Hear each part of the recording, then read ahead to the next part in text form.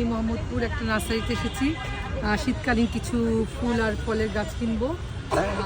তার মধ্যে আমি মরিচ গাছ নেব গাঁদা ফুলের চারা নেব, চেরি টমেটোর গাছ, সিম গাছ, আরও কিছু সবজির চারাও নেব।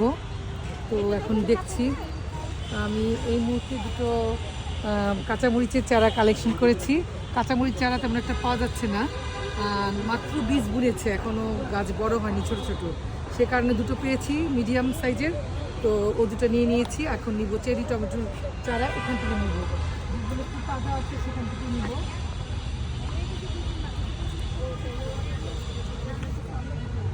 এটি হচ্ছে গিয়ে চেরি টমেটো, ছোট ছোট টমেটো। হ্যাঁ হ্যাঁ, ছোট ছোট টমেটো, একদম এই চেরি ফলের মতো হয় না, সেই টমেটোর চারা এগুলো। তিনটা নিই। এত নিয়ে কি করবা? বুনবো,